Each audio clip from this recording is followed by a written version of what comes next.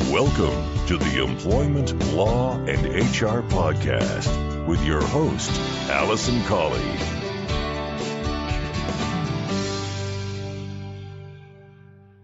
Hello and welcome to this episode 178 of the Employment Law and HR Podcast. I'm your host, Alison Colley. I'm an employment solicitor and HR specialist, and I run the firm Real Employment Law Advice, where we provide real, everyday advice to both employers and employees on all aspects of employment law and HR. If you have any questions that you would like answered, or if you would like support for your organisation, then we offer a range of services that may be able to help you. You can get in touch for a no obligation quote by emailing me alison@realemploymentlawsadvice.co.uk. In this week's episode of the podcast, I'm pleased to bring you an interview episode, and it's something a bit different to what I've normally done because I'm actually interviewing 3 people together. And this is the most I've interviewed, so hopefully you'll find the format okay. But actually, the value that I think you'll get from this episode is fantastic. Now, as many of you will know, there is a legal obligation in relation to equality and diversity amongst all businesses and organisations. And the Equality Act sets out a number of protected characteristics, so things that are protected by law from discrimination or inequality. What I'm going to be shining a light on in the next few episodes and upcoming episodes is those equality, diversity and inclusion issues that aren't necessarily covered by law, but that which I think employers should be thinking about for best practice and also for making yourself the best employer and for being a decent human being, really. So in this episode, I'm pleased to interview 3 ladies who are from the organisation Gateway Women, which is a global friendship and support network for childless women.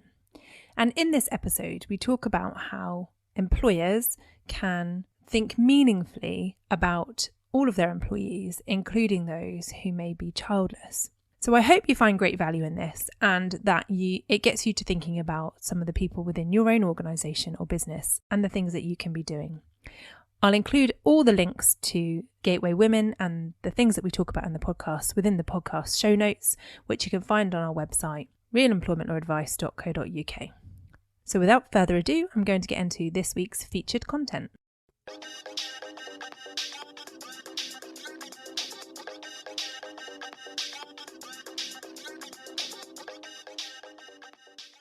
Okay, so I'm really pleased to be joined by Sophia, Lindsay and Karin. Welcome to the podcast.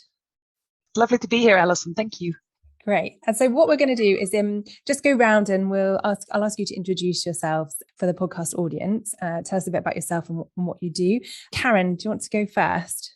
Yeah, sure. Thank you, Alison. I'm Karin Enfield, and I am the Operations Director for Gateway Women, which is a global support and friendship organization that supports women who are childless not by choice or circumstance. And we support them, giving them tips and tricks on how to live a fulfilling and meaningful life without children. And next to that, we also have various subgroups within our online community where we have a focus on living life as a single childless woman or as a partnered childless woman, where we have a focus on really supporting each other, just kind of through daily things that happen and occur in our lives as childless women. And one of the things that we also do is we have a fantastic subgroup in our online community that's called Workplace Changemakers. And I thought that would be a great opportunity also for you to talk about with us today on how we are hoping also to break some of the taboos in the workplace and in HR and diversity and inclusion policies around the topic of childlessness. Okay, that's great. Thank you, Karin. Lindsay.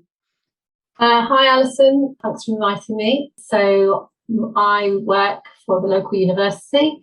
I'm an outreach officer, which means I'm involved a lot of inclusion and diversity. I co-founded the Childless Staff Support Group for our workplace. And at the time I co-founded it, I didn't realise that there weren't any other childless staff work groups in the country. So we kind of are feeling our way through it, I suppose you'd say. I also helped to co-host the local Gateway Bristol meetup group which is where childless women meet up face to face and various activities. Thank you, Lindsay. And we'll certainly hear more about your support group shortly. Thank you. Sophia. Hi, and thank you for inviting me onto your podcast. So I'm Sophia. I joined Gateway Women back in 2017 when I was looking for support myself as someone who's childless, not by choice. And in terms of my work, I work in the pharmaceutical industry. I've worked in the pharmaceutical industry for over 20 years. And as part of that, I've led and managed and coached teams. And back in 2018, I started a master's in coaching and mentoring. And part of my research there involved researching the experience of coaching in women who are childless, not by choice or by circumstance. And during the conversations that I had with research participants, the issues around work and career and how they felt in the workplace came up during those conversations. And most recently, I'm part of the EDI group at the company that I work for. So I'm really trying to raise awareness of some of those issues that I learned about and to see how we can tackle them internally in workplace initiatives. Okay, thank you. And so do you want to give us a little bit of information about Gateway Women first, Karin, before we talk about the general things around workplace? Yeah, sure. Anything in particular you would like to know more about, Alison? So how long have you been an organisation for? Yeah, the Gateway Women was founded back in 2011, so 10 years ago. We're actually in our celebratory anniversary, 10-year anniversary year this year. And it was founded by Jodie Day, who is a thought leader, a psychotherapist, but also an author of the fantastic book, Living the Life Unlived. And Jodie started off Gateway Women just as a blog, which she shared her experience of life as a childless woman. She was in her early mid-40s back then. And that blog kind of went viral overnight. She posted it online and it was met with so much positive response from women from all over the world who actually wrote, "My God, it is as if you are in my mind, and it is as if you have actually written about what my life is like as a woman who is childless, not by choice or circumstance." And it just kind of grew from there into the support network that it is today. Gateway Women has a global reach of 2 million women worldwide. We have an online membership community with over 1,000 members from all over the world as well, who kind of, support each other and, make connections, friendship connections with each other. We also offer workshops. We have a very rich website where lots of information is also found. And it has been a place that I've joined back in 2016. And when I joined Gateway Women as a childless woman, I'm childless not by choice due to cervical cancer at the age of 33. And when I joined Gateway Women, it just felt like stepping into a warm bath and just knowing that I was no longer alone with this. What I now know is this grief that I carried around with me, just kind of this feeling of not belonging, feeling like I was on the outside of society. Didn't feel I was fitting in as I thought I had, and then finding a place where it is just a safe haven for women like myself, where we can just connect and talk about, what our life looks like as a childless woman and how we navigate everything that that we are dealing with, and especially pronatalism in the world. And pronatalism is the ideology that underpins our culture and tells us that being a parent is the only correct way to be an adult. And perhaps it would be more easily understood if we decoded like the Latin part of the word natal/birth and renamed it pro-family, and therefore anti those without children. And that's kind of what we kind of often deal with in society and also in the workplace. And that is something that we at Gateway Women, like I said earlier, we really try and, help women, support them through all these prejudices that we are faced with. Yes. Okay. That's fantastic. Thank you. And so, Lindsay, you mentioned about the support group that you've set up at your workplace. How did that come about for you? Okay, so in a nutshell, I was working away, happily thinking that I was going to get married and have children and go part-time and live the fairy tale dream. And the reality started to realise that that wasn't going to happen. And I, at the time, like Karin says, you don't really know you're going through the whole grief thing, journey thing, but I was going through this at work at the time and kind of feeling rather lost. And I met a colleague who was looking to research into equality and diversity issues for scientists.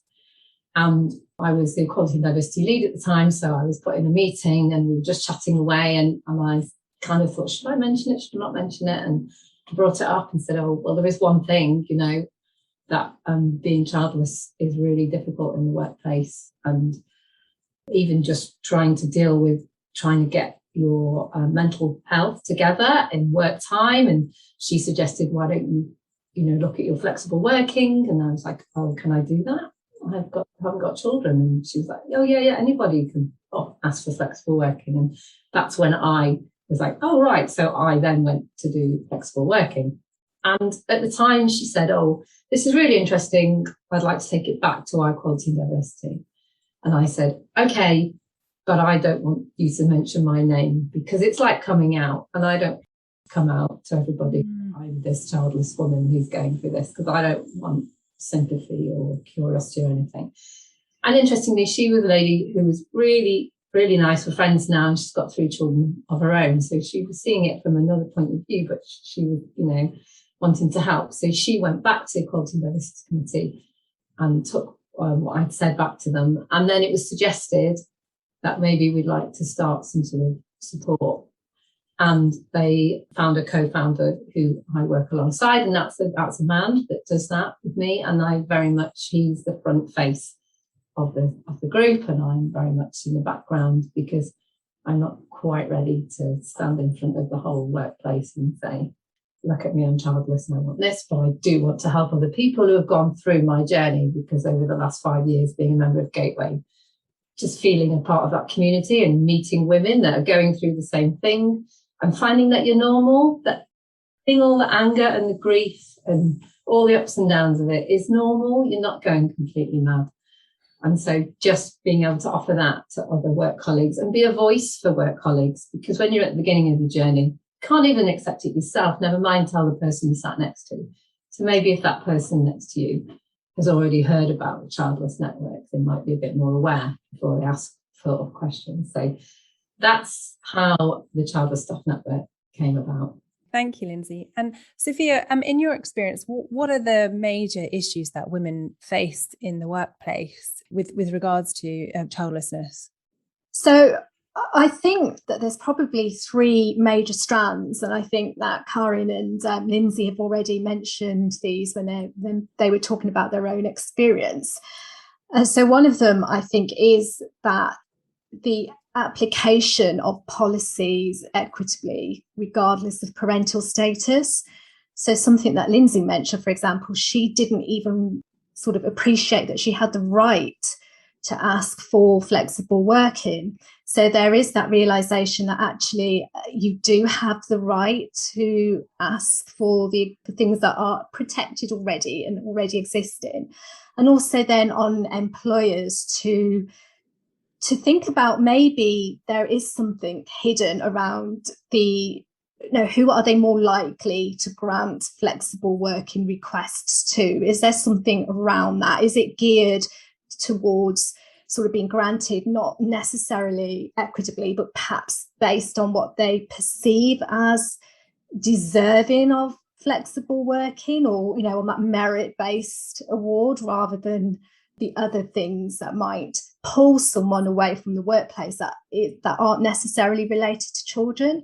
Because I do think that support around mothers and children in the workplace is really important. And there's a recognition that, people might be pulled away from the workplace physically, mentally, emotionally because of children, but that's sort of neglecting the less well-documented and characterised reasons, I think, why non-parents may be pulled away. There are other things within their life that might also pull them away emotionally, physically, mentally. So it's recognising that they too need that flexibility in terms of working, and perhaps they can't work the longer hours, perhaps they can't work the more unsociable shifts, and perhaps together, parents and non-parents alike, they can think of a solution to tackle some of these workplace issues that might be causing a sort of a greater workload or greater perceived workload on those that don't have children. So there's that part of it. There's also the part that Karin and Lindsay also mentioned around those workplace conversations. So education, I think, because it's seen perhaps as a harmless sort of conversation starter within the workplace to ask about someone's parental status. Do you have children? And then maybe when the answer is no, they're not quite sure how to respond. They might come up with a quip. For example, I've talked to someone who's experienced, in the workplace, a response like, oh, you better hurry up or you better get on with it, when actually they couldn't have children. So there's education around those. And I think, those conversations around children will happen because the workplace is part of society and most people do have children, but it's because it kind of think it's suitable, as and when, and to be aware of some of the issues around that. And then I think the third part of it is just having that psychological safety to be able to raise these issues in the workplace for people, because, as I say, it is less well documented, but it has a huge impact on people at work being childless, particularly when they're involuntary childless. And to be able to know that they're safe to talk about some of the issues that are affecting them, particularly as well, for example, if they have, medical issues surrounding it as well, to feel that they can talk to someone within the organisation that's going to understand, if they're having difficulties coping with things emotionally. And then another interesting element that I came across is how their professional identity may be affected if they're childless, particularly, for example, if they're working with children, if they're teachers, this perception that perhaps that professional identity is compromised somewhat because they don't have children, that feeling of, well, can I do this occupation because I don't have children, how that can affect women as well. So there's some of the main things that I've come across in my conversations with people, and to me they sort of fall into those categories. And I think what you said there, I guess the starting point for all of this, and another reason why we're talking about this today, is about raising awareness, isn't it? I guess you would agree that raising awareness amongst employers is probably step number one, because certainly, unless you're for any reason involved, with someone who is childless not by choice, or, you have experience of this yourself, it's not something that we first think of, is it? Really, we're all kind of taught as young girls that you get generally get married, you have children, and that's all going to happen for you, and nobody really talks about the circumstances and when actually it might not happen for you. So I think that's another reason why employers aren't necessarily thinking of the issue. If you don't have exposure to it yourself, then it's not on many employers' radars. And I know, Karin, when we first met, we were talking about this whole thing about women's journeys through life. And there are lots of things that us as women go through in our lives that aren't talked about. And fortunately, they are becoming more prevalent now and people are actually addressing them, but we've lived in a very male world for such a long period of time. So it's fantastic that organisations such as Gateway Women and yourselves are all championing this and raising that awareness. But I can imagine that there may be some employers who are listening to this who think to themselves, well, actually, do you know what? We already have so much that we have to think about in terms of equality and diversity, and certainly in terms of our legal obligations. So what would your advice be to employers who are thinking, well, okay, so I understand that there may be some people in my employment who, are childless and maybe experiencing some difficulties or may need support, but actually I'm going to prioritise where my legal obligations lie, i.e. in dealing with, pregnancy and maternity rights and all of those sorts of things. So what would you say to employers then? What are your sort of tips for employers? Jodie has actually mentioned this once in a fantastic talk that she did, and I'm just going to quote her here, is that women without children in the workplace is the biggest diversity issue HR hasn't heard of. And it fits right in with what you just said, Alison, and of course, it is really important that HR, any HR managers or any people who are working in HR who are listening to this, of course, the standard packages also have to be in place, and the legal obligations that the companies have. However, research has shown that approximately 10% of the population identifies as LGBTQIAI, and no self-respecting HR department would neglect to include them in their diversity planning. Yet, women without children make up 20 to 30% of the mature female population in developed countries. And as yet, our voices aren't heard, and our calls for fair treatment in the workplace are often trivialized or shamed into silence. So what we would really like for HR departments to do is to kind of wake up and stop building those employee packages about the standard, 2.2 family life. It's up to 30% of your employees won't be mothers. And it's only a matter of time before discriminating against an employee based on their parental or reproductive status becomes illegal. It's because it's already kind of unethical. And so if you want to be a forward-thinking organization that sees the human in resources, I think you kind of need to broaden your understanding of female employees from just that of childcare. There is so much more to it than that. How about you, Lindsay? What would your tip for employers be to get started? Because I don't think it needs to be actual radical major changes. I think there's slight small things that they can do. For instance, when you're training your managers into the management training, that this could be a situation that you might be in, where a member of your staff might come to you and say, I'm really struggling with childlessness, I'm really struggling, I might need to have fertility treatment. Can you help me here? Or can you help put into place a few things that might help me? And it's little changes like don't have people announce pregnancy announcements at team meetings without giving warning to maybe a member of staff who's not that comfortable with it, or don't have the group WhatsApp group, which is just being sent photos of the new pregnancy or the new baby. Have a separate WhatsApp group for that you can choose whether to be a member of or not, but then have a WhatsApp group that's just work, so you can choose just to do the work thing. So just little changes, I think, that aren't massive, that they could make people aware of, make managers aware of, and it would make a massive difference to the people that are going through it, just the little things. Yeah, so you're not saying, don't celebrate those things within the workplace. You're saying actually just be mindful that there may be some people who may not want to hear that, or may need to hear it in a different way, or may have a different reaction than others. Yeah, it's not that you don't want to hear it, it's the fact that you could end up triggered and in tears in the middle of the office because you've not been expecting it. So, it's an amazing thing of life, someone having a baby, but just send out an email. Fred Bloggs is bringing in his new baby on Wednesday morning at 9:00, so that you can choose whether you want to be in the office at 9:00 on Wednesday morning or whether you can go somewhere else. Just give us a heads up. So we're not saying we don't want them to do it. We're just saying just bear us in mind when you do. Yeah. And how about you, Sophia? Have you got any sort of practical tips or things that employers can start doing sort of straight away?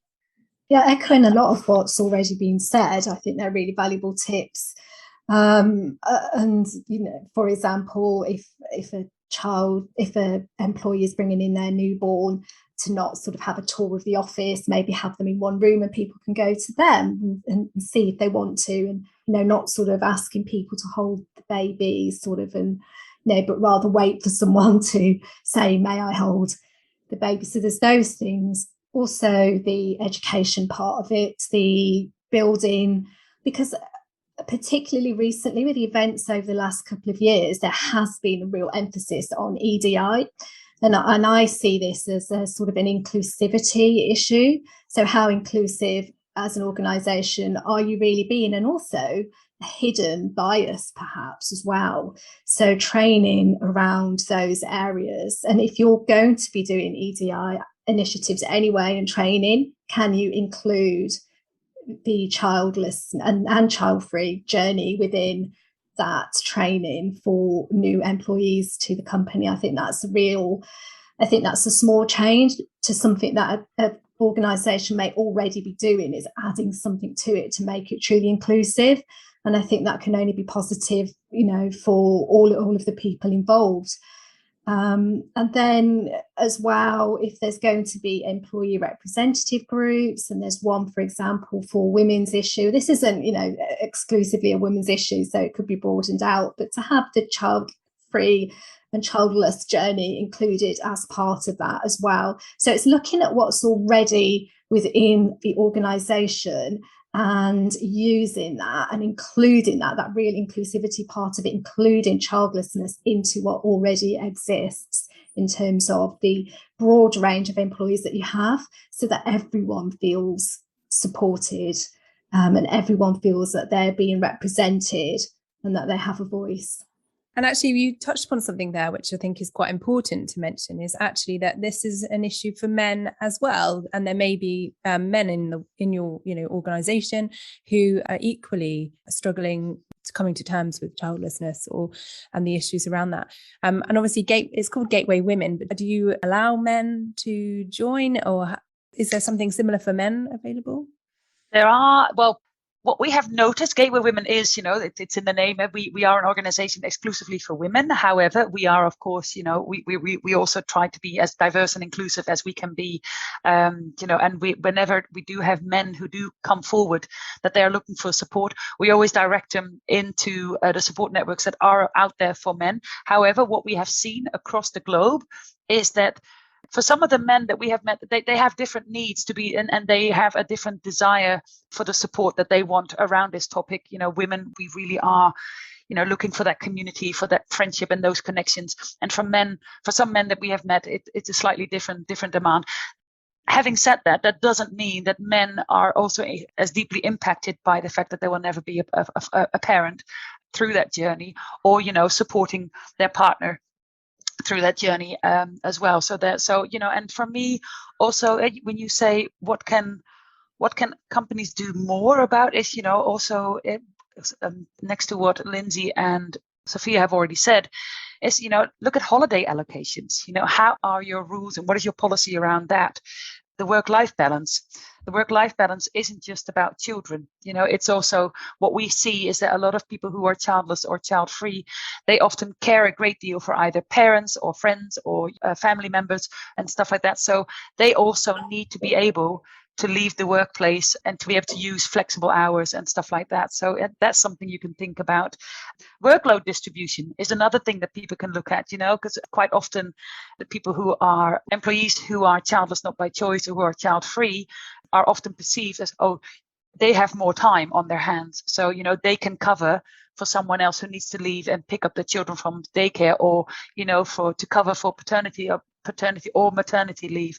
So those are things that companies can really look at. And, there's a great example. There is a Scottish beer brewing company. I won't mention the name, but there is a company, and they have actually implemented paternity leave. So PAW, paternity leave. So that for employees who get a new pet, you can get a week off work to bring your pet, to welcome your pet into your home and, take care of your pet and get him used to, his new surroundings. So that's a brilliant example of, being really, truly inclusive, to employees who can't or who won't appeal to your paternity leave program. But, this is a great way to bring more inclusivity into your workplace. I don't mind you saying, is it Brewdog?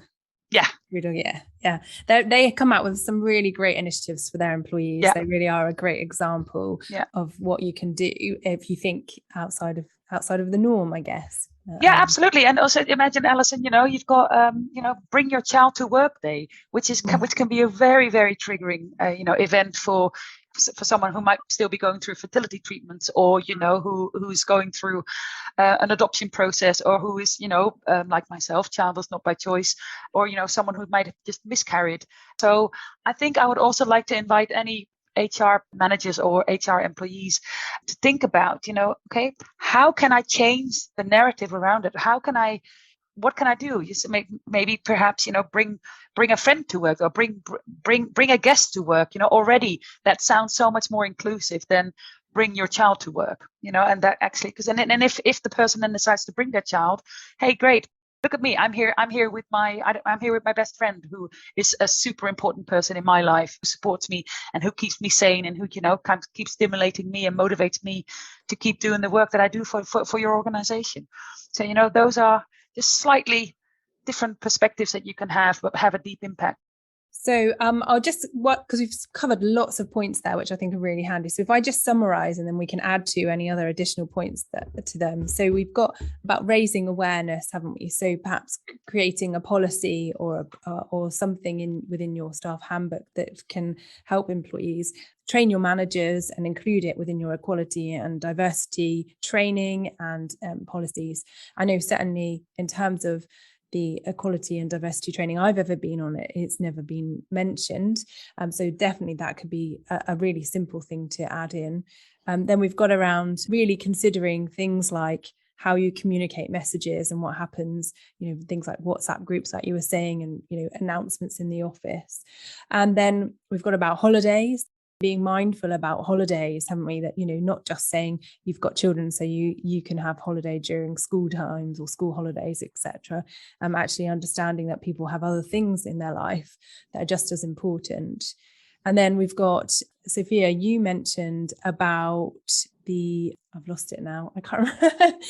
There was another point that you mentioned, understanding that flexible working and making it more widely known that flexible working is available, and that's a legal thing to anybody now. You don't have to just apply because you've got children, which was how it first started, wasn't it? Mm-hmm. And then and again, Karin, your point about thinking creatively about important things for employees, like the paternity leave, which I really like that, or bring someone special to work rather than bring your child to work kind of events. Is there anything else that we haven't touched upon that you would think? Obviously, Lindsay, your point about having a support group, your organisation is large enough that you can include a separate sort of group to support your employees. Is there anything else there that you can think of? I think when they're creating new policies at that workplace, to talk to your staff about who might have an input into it. So if you're creating a new fertility policy, and talk to your childless staff about what goes into that, because I think it's often overlooked. People who are going through IVF, they're not protected by being pregnant, and they're not protected by being ill, going through quite a rough time, and they can't predict when they're supposed to be having appointments or when treatment might happen, and quite often they're not as flexible for those people in the workplace. So maybe if they could talk to more people about that before they create these policies, it'd be more inclusive. Yeah, absolutely. So incorporate that. And that kind of leads on to another question I had, which was about how do you approach this conversation? So it's all very well and good having a policy and including this within your training, but if you have an employee who doesn't have children, and how do you approach that conversation? How would you suggest approaching that conversation with an employee? It's actually very difficult, because some of our gateway women have reached out and contacted their HR department and felt like that they've not had much of a response, or no response, or have very little response. And it takes a lot of guts to contact about this subject. And so if you do that and there's no response from anyone on the other end, then you're less likely to want to put your hand up.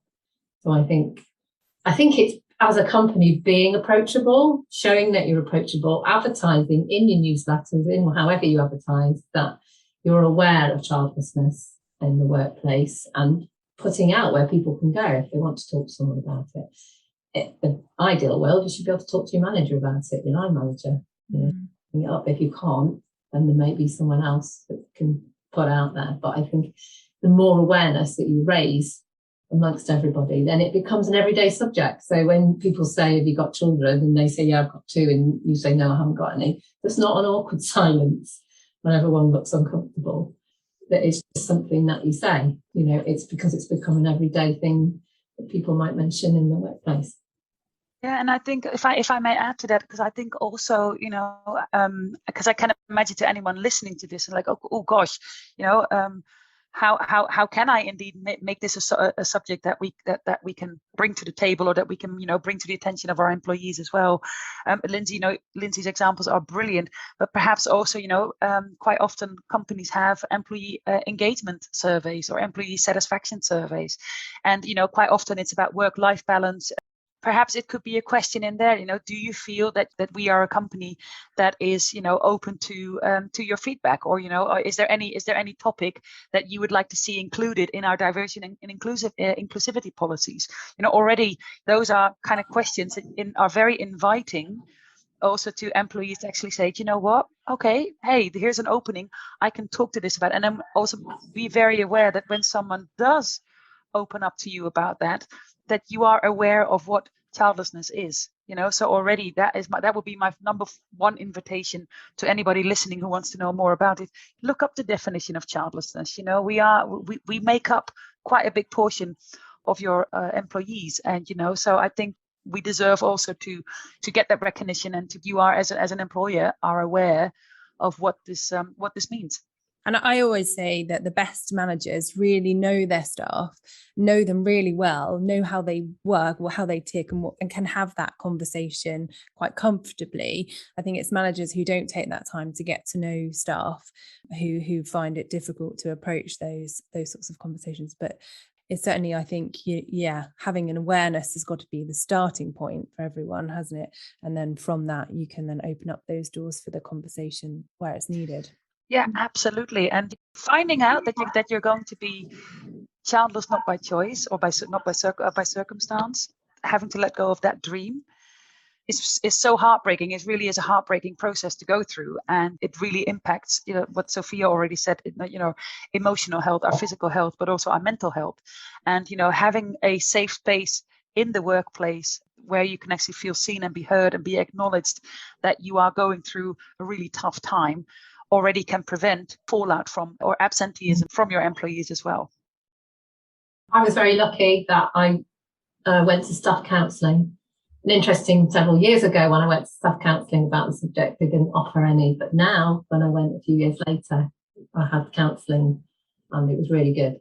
I feel very supported by my company. I'm really lucky, but I think that apart from raising awareness, when you see surveys and you see bits that they're looking at, childlessness comes up next to maternity or next to retirement or all the different options that they're looking at.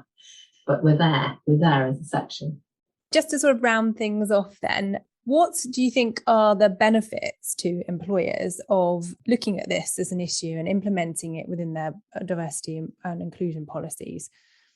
I think I know the answer, but I'm going to ask you what what would you, if you were faced with an employer who's saying, well, we've got enough to be doing, what's the point? What would your answer to that be?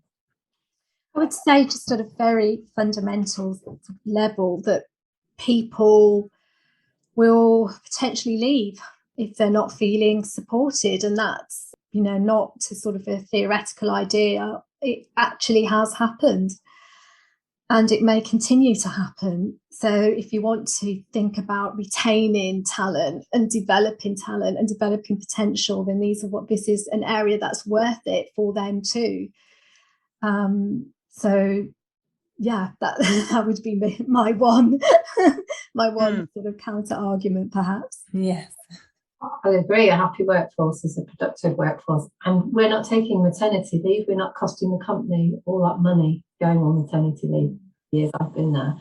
I feel that, they should invest in their staff, invest in our welfare. Yeah, absolutely. And I think not only that, you've got the sort of reputational piece as well, haven't you?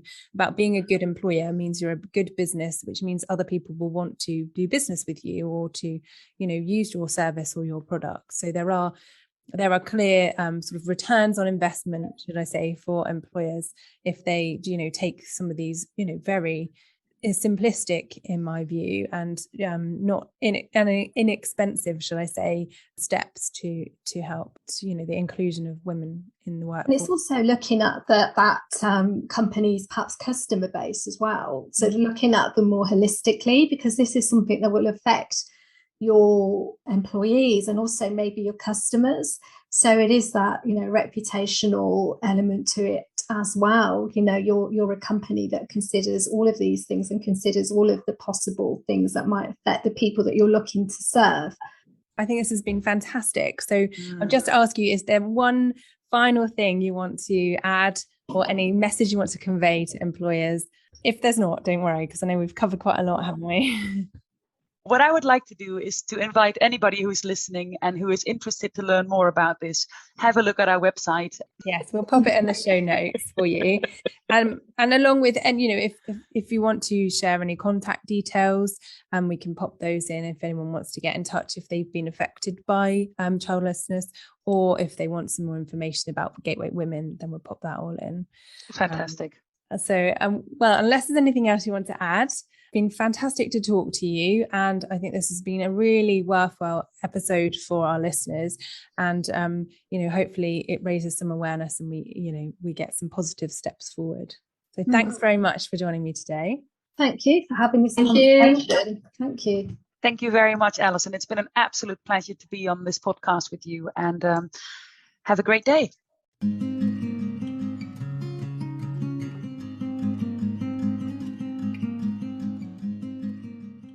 Well, I hope you'll agree that that was a really insightful episode, and I hope that it's got you thinking about some of the people that you work with who may be childless and the types of things that you can do within your organisation to ensure inclusion amongst your workforce. As I said at the start of the episode, I am going to be doing a number of episodes that deal with equality, diversity and inclusion that is not covered by the Equality Act. So if you have any ideas for a show, or if you'd like to be interviewed, if you're passionate about a particular topic, then do not hesitate to get in touch. I'd love to hear from you. My email address is alison@realemploymentoradvice.co.uk. And as always, if you want any help, resources, information, or support with your own internal employment law and HR issues, we are here to help. Myself and my team are very happy to help you. We have very competitive pricing, and we can offer you an ongoing support service that will inevitably enhance your business. Thanks very much for listening. I hope you have a fantastic week ahead and look forward to bringing you the next episode of the podcast in 2 weeks' time. Thanks again for listening. Just want to finalise by saying I wouldn't be a lawyer unless I had a legal disclaimer. So I must just say to you that the information in this podcast is for information only. It's general review and a general update. It's always necessary to get specific legal advice about your circumstances. So please don't rely on anything that you've heard in this podcast. But please do feel free to contact me if you'd like further information or specific advice.